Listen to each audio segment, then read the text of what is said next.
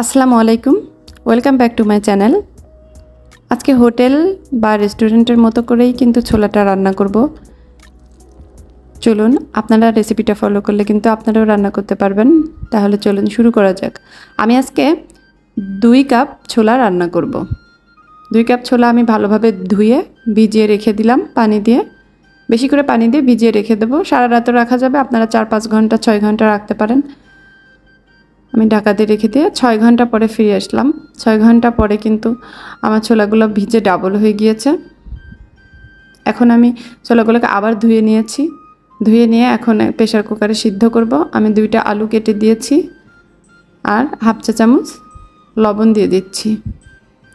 আর দিচ্ছি এখানে baking soda, half চামচ বেকিং সোডা দিয়ে দিচ্ছি। এই বেকিং সোডাটা কিন্তু ছোলাটাকে অতি দ্রুত সিদ্ধ করতে সাহায্য করবে এবং ছোলাটাকে অনেকক্ষণ নরম রাখতে সাহায্য করবে। এই বেকিং সোডা দেওয়ার কারণে কিন্তু এটা সিদ্ধটা শক্ত হবে না কখনো। দেখুন, আমি 4টা সিটি দিয়ে নিয়েছিলাম। 4টা সিটি দিয়ে কতটা সফট হয়েছে। এখন আমি আলুগুলোকে ম্যাশ করে নিচ্ছি। প্রথমে আমি পেঁয়াজ বেরেস্তা করে নেব। পেঁয়াজ আগে থেকে বেরেস্তা করা থাকলে কিন্তু আর এখন পেঁয়াজ বেরেস্তা করে নিতে হবে না।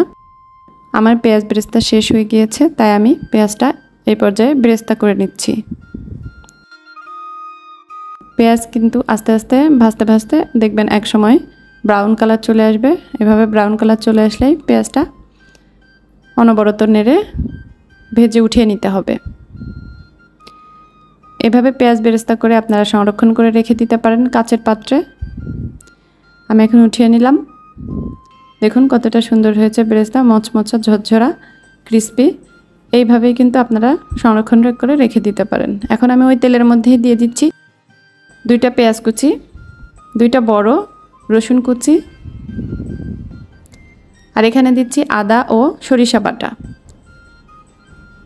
আদা ও সরিষা আমি পেস্ট করে নিয়েছি, সেটা দিয়ে দিলাম। দিয়ে এবার ভালোভাবে একটু কষিয়ে নেব।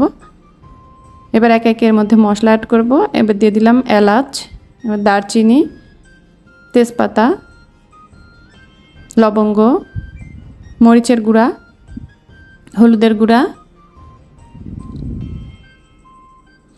জিরার গুঁড়া, ধনিয়ার গুঁড়া।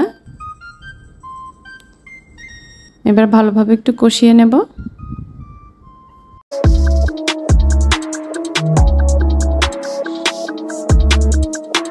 কষানো হয়ে আসলে এই পর্যায়ে আমি দিয়ে দিব স্বাদমতো লবণ। লবণটা দিয়ে একটু কষিয়ে উপরে তেল উঠে আসলে তার মধ্যে আমি দিয়ে দিচ্ছি ম্যাশ করে রাখা আলুগুলো। আলুগুলো দিয়ে আমি এখন একটু ভালো করে কষিয়ে নেব। কষানোটা কিন্তু খুবই ইম্পর্ট্যান্ট। ভালো করে কষানো হলেই টেস্টটা ভালো হয়। কষানো হয়ে আসলে আমি এই পর্যায়ে দিয়ে দিচ্ছি সেদ্ধ করে রাখা ছোলাগুলো।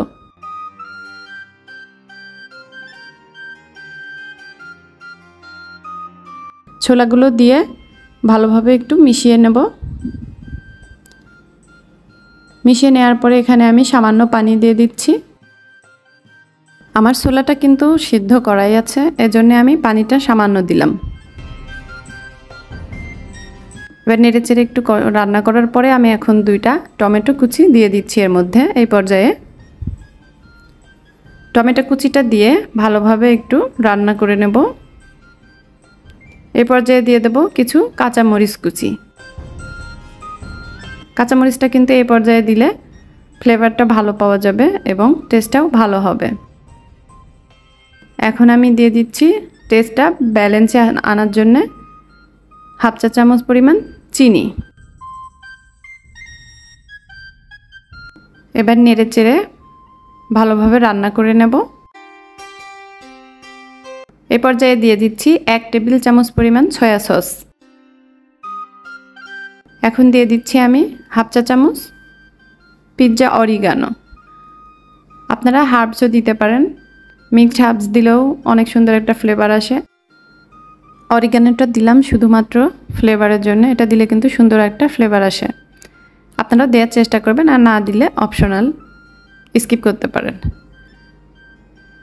রান্না প্রায় হয়ে আসার পর্যায়ে আমি এখন দিয়ে দিচ্ছি পেঁয়াজ বেরেস্তা। কিছু পেঁয়াজ বেরেস্তা দিয়ে আমি সুন্দরভাবে মিশিয়ে নিচ্ছি, তাতে আমার রান্নাটা হয়ে গিয়েছে। দেখুন মাশাআল্লাহ কতটা সুন্দর হয়েছে। কি দেখতে লাগছে তো হোটেলের মতো কিংবা রেস্টুরেন্টের মতো। হোটেল বা রেস্টুরেন্টে কিন্তু এভাবে রান্না হয়, আপনারা দেখতে পারেন। আমার রেসিপিটি ফলো করে এভাবেই যদি আপনারা বাসায় ট্রাই করেন, তাহলে দেখবেন আপনাদের ছোলার ঘুগনিটা কিন্তু অনেক সুন্দর হবে।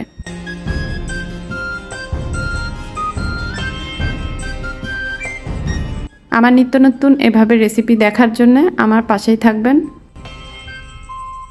আর আমাকে সাপোর্ট করবেন। আপনাদের যদি রেসিপিটা ভালো লেগে থাকে তাহলে প্লিজ লাইক ও কমেন্ট করতে ভুলবেন না, এবং ফ্রেন্ডস ও ফ্যামিলির সঙ্গে শেয়ার করতেও ভুলবেন না। আপনাদের লাইক কমেন্ট কিন্তু আমাকে অনেকটা উৎসাহিত করে।